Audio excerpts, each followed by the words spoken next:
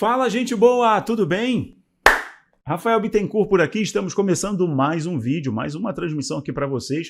Eu espero que esse conteúdo possa te ajudar a entender a declaração do presidente Vladimir Putin, presidente da Rússia, que disse o seguinte: eu não estou blefando sobre usar armas nucleares. Pode ser arma nuclear convencional ou arma nuclear tática, mas ele está dizendo que diante da ofensiva da OTAN na Ucrânia, do despejo de equipamentos bélicos, de armamento por parte dos países que compõem a OTAN na Ucrânia, para ajudar as forças de defesa da Ucrânia, e também os rebeldes ou os mercenários, essa é a melhor palavra, os mercenários da OTAN que atuam ali na Ucrânia, Putin dá uma declaração: a soberania do território russo, da Federação Russa, está em jogo, os interesses nacionais estão em jogo. E se a OTAN continuar nessa ofensiva, e se os Estados Unidos continuarem nessa ofensiva, eu não vou medir esforço para usar todos os recursos possíveis. E no caso ali ele estava falando sobre armas nucleares. Ele disse: não é um blefe. Convocou 300 mil soldados da reserva, uma mobilização nacional parcial. Vou explicar para você qual foi a última mobilização nacional geral, tá? Então essa é a primeira vez desde 1941, quando houve uma mobilização nacional. Ainda era a União das Repúblicas Socialistas Soviéticas e os alemães, liderados por Hitler, invadiram os territórios da República Socialista Soviética, da União Soviética. Então teve um decreto, e esse decreto mobilizou as forças da reserva. Hoje a Rússia tem mais ou menos de militares da reserva, um efetivo na casa de 2 milhões aproximadamente. A Rússia fez uma convocação, um número considerável, de 300 mil pessoas. E o decreto deixa algumas lacunas sobre esses militares da reserva, qual o perfil deles. A Rússia está se preparando para uma terceira guerra mundial. O Vladimir Putin falando: é uma ameaça de uso de equipamento nuclear e não é um blefe, posso usar mesmo. O que fizeram para ele dar essa declaração? Trata-se mais daquela propaganda, né, eterna do medo, manter o mundo nesse estado constante de medo. Lembrando a vocês que recentemente, há uns 3 dias atrás, um parlamentar alemão deu uma declaração e acabou confundindo ainda mais a cabeça das pessoas de que tem que esperar algo para o dia 24 de setembro de 2022. Ele já veio a público dizendo que estava se referindo ao dia 24 de fevereiro, quando iniciou o conflito na Ucrânia, a invasão por parte da Rússia na Ucrânia. Mas isso deixou o mundo em polvorosa. Muitas pessoas: o que vai acontecer dia 24? Me perguntando. Falei: calma, dá uma segurada aí, né? Porém, as pessoas também me lembraram o vídeo e a notícia que eu trouxe para elas, foi quase em primeira mão, de que o Vaticano mandou tirar todo o dinheiro do Vaticano, todo o investimento, né? O tesouro de investimento do Vaticano, espalhados nos bancos, né, na Suíça, na Austrália, mandou voltar exclusivamente para o Banco do Vaticano, mobilizando milhões de dólares também e de euros, né? E isso deixou todo mundo: peraí, o que o Vaticano está sabendo? Então, gente, diante dessa ameaça constante, a declaração do Putin, que eu estou colocando na tela para vocês agora, veio no mesmo dia 21 de fevereiro de 2022, no mesmo dia em que o presidente dos Estados Unidos dá uma declaração na ONU, assim como vários chefes de países também estão dando declaração na ONU. Declarações que às vezes são ótimas, assertivas, um discurso muito bem montado, e estão falando ali tanto para a sua base, para o seu país, quanto estão falando para o mundo. No caso, o presidente brasileiro falou para o Brasil, falou enquanto candidato e falou para o mundo, dando recado para o mundo, né? Também a gente teve ali, deixa eu voltar para cá, já coloquei a matéria, já coloco de novo. Teve o Petro, lembra do presidente da Colômbia, amigo do Barba, amigo do Nove Dedos, do descondenado? Você lembra disso? Amigo, tem vídeo dele apoiando o presidente Petro colombiano, socialista, Fórum de São Paulo, yes, yes. Mas o cara foi lá para defender a cocaína. Mídia esquerdista, não vai falar nada não?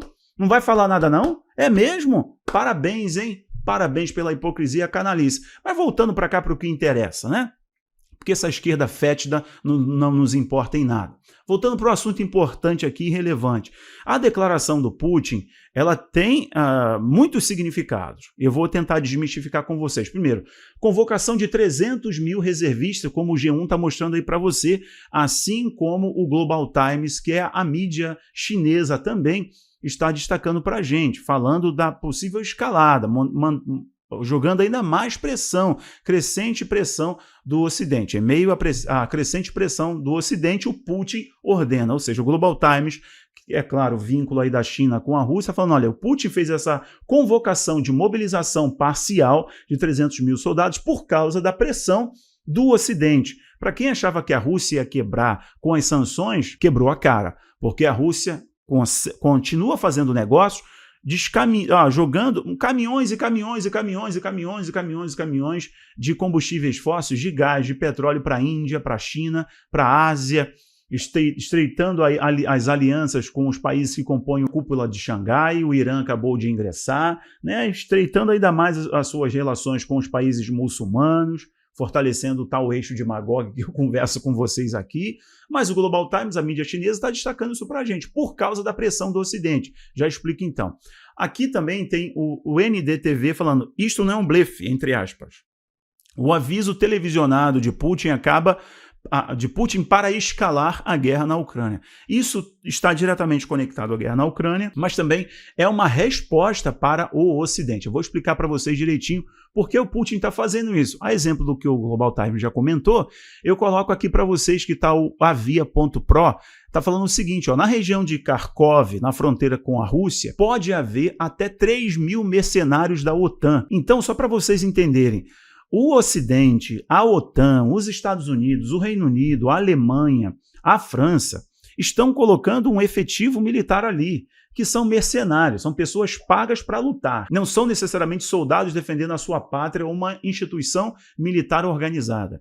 Eles compõem até a OTAN, fazem parte da OTAN, segundo especialistas, mas estão lutando por dinheiro e muito dinheiro. Tá? Estão lutando por dólar e por euro e estão indo lá para a Ucrânia. Não é porque amam a Ucrânia e estão defendendo a causa do Zelensky. Não, não, não. Eles estão lá por dinheiro, são mercenários. Isso acontece nas guerras, isso acontece nos conflitos, beleza? E a Rússia também utilizou mercenários, etc. Então, é claro, tem um efetivo da OTAN ali que são os mercenários. Tem muito equipamento bélico, beleza? Se eu voltar a tela cheia aqui, tem muito equipamento bélico, inclusive aqueles M270 que os Estados Unidos estão pretendendo enviar para a Ucrânia. Tem equipamento da Alemanha, já que agora a coisa ficou escancarada, a Rússia fechou a tubulação lá do Nord Stream, a Gazprom fechou totalmente, o inverno infernal que está para vir para a Europa, a inflação muito grande, né, muito alta, histórica, o preço da energia na Europa deu um salto que pode colocar em xeque até o bloco como um todo, que vai se tornar a União Europeia depois desse inverno. O que pode acontecer? As pessoas estão sentindo mesmo na pele porque eles estão empurrando o mundo para o grande reset. E em nome desse bezerro de ouro globalista, que é a Agenda 30 da ONU com as suas ODS e o grande reset, estão sacrificando o velho continente para manter a ordem. Os Estados Unidos estão fazendo isso para manter a ordem. Eles estão sacrificando a Europa, como foi feito, senhoras e senhores, no segundo grande conflito mundial. Bom, eu vou voltar aqui para vocês para explicar isso direitinho. Vou colocar exemplo, matéria aqui do G1. 300 mil reservistas convocados. Esse número é considerável? É considerável. Lembrando que são 2 milhões de reservistas no total que possui a Rússia. Nem todos os reservistas estão aptos para uma atividade militar imediata. Mobilizar 300 mil reservistas não significa que eles vão ser alocados numa frente de batalha automaticamente. Eles podem estar em áreas de contenção, mas para uma área de ação, de atuação, de avanço, por exemplo, se a Rússia quiser retomar os territórios perdidos essas semanas para a Rússia, para as forças de resistência da Ucrânia, se a Rússia quiser retomar esses territórios que foram perdidos e ela quiser fortalecer essas posições de avanço, de reconquista com esses militares reservistas, eu acredito que não seja possível, porque imagina, os reservistas estão parados há muito tempo, anos, né? Estão parados há anos.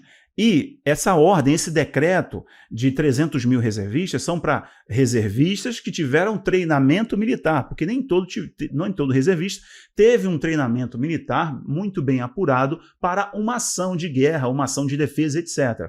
A ordem é para militares que já passaram por um treinamento. Ainda assim, eu não acredito que eles serão remanejados diretamente para uma zona de confronto. Eu acho que estarão ali em questão de fronteira, em zona de fronteira, e fortalecendo o país, que pode ter aí um deslocamento de militares, uma nova rodada, né, de envio de militares para a Ucrânia.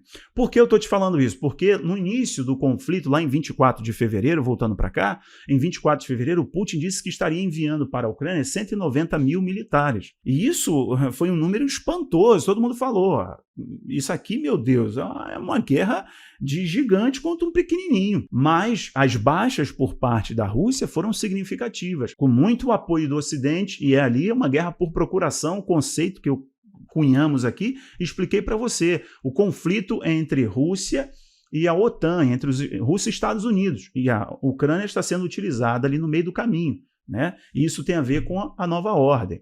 Lembra? Sempre conversamos sobre isso. Então, nesse envio de efetivo, as baixas por parte da Rússia foram significativas. Por parte da Ucrânia, óbvio que foram muito grandes, mas por parte da Rússia, que tem maior efetivo, tem mais técnica, estava mais treinado, tem mais equipamento, também as baixas foram muito grandes. Então, o presidente precisa dar uma resposta imediata, não só para as forças de resistência da Ucrânia, mas também para as regiões a região ali do Donbass, que ela quer, inclusive através do referendo que vai ter, a votação que vai ter, se essas regiões querem fazer parte, né, se eu não me engano é Donetsk e Lugansk, se eles querem fazer parte da Federação da Rússia, etc., vai ter um referendo, tudo indica que sim. Ele quer mostrar, dar uma resposta correta para essa região e pegar uma região que corresponde a 15% de todo o território ucraniano. Então veja que os interesses, as aspirações do Putin são grandes, né? São grandes, remontam à história de Catarina, Pedro, etc. Ele sente nessa missão histórica, importante. Então é uma resposta para a própria Ucrânia, é uma resposta diante das baixas e de perder território ali nesse conflito e também manter essa guerra o máximo possível, porque está sendo muito lucrativo para a Rússia, tá bom? Eu separei para vocês aqui algumas coisas. Primeiro, o que é uma mobilização? Ó, você pode anotar aí. A lei russa permite mobilização em caso de agressão estrangeira ou ataque à Rússia. Então ele está fazendo essa mobilização porque está dando um recado para o país. E o recado para o país é que nós estamos sendo atacados. Então ele está alegando que o território russo pode estar sob ataque. Então trata-se de preparar não só os soldados, mas preparar também a economia russa e a legislação para operar em um sistema de guerra. Eu falo isso, a legislação, porque o Kremlin, né, o parlamento russo ali, o Congresso russo, já aprovou extensão de pena para um soldado desertor, por exemplo. Um soldado que desertar ou não quiser ingressar no exército, ele ficará preso por pegar a prisão de 10 anos. Então, tudo indica que vai ser aprovada essa lei, que já foi proposta pelo Congresso, pelo Kremlin, que está na mão do Putin, né?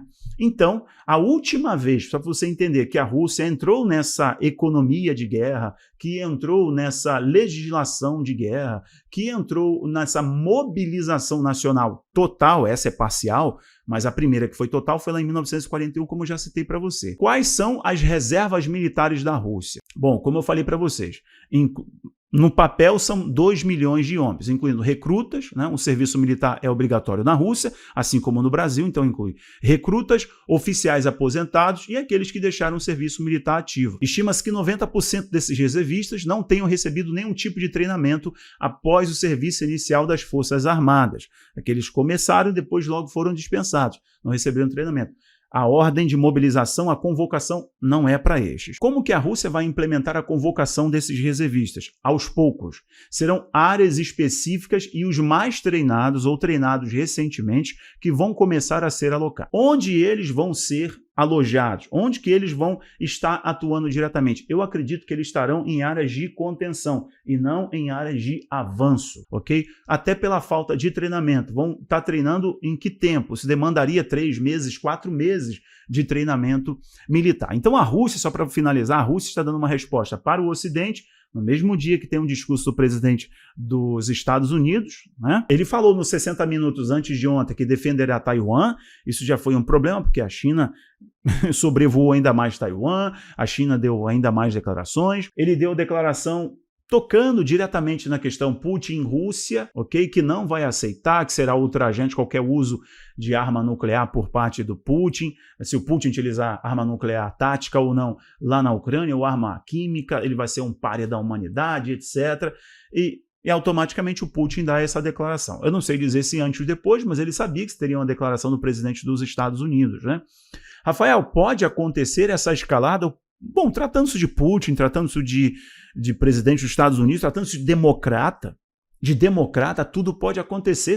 Tratando de senhores da guerra, tudo pode acontecer. O que eu sei, objetivamente, está sendo muito lucrativo tanto para os Estados Unidos, para os fabricantes de armas, quanto para a Rússia, quanto para os drones, as fábricas de drones iranianos, drones turcos e por aí vai. Eles estão lucrando como nunca antes, empurrando o mundo mais uma vez para uma insegurança e para uma distopia. Eu não sei o que vai acontecer, mas ele não está brincando, senhoras e senhores. E aí, o que vocês acharam? O que vocês imaginam? Eu queria o comentário de vocês aqui agora. Eu não vou falar mais para esse vídeo não ficar muito longo, tá bom? Um beijo no coração de todos, valeu pelo apoio, compartilhe. Tchau, tchau.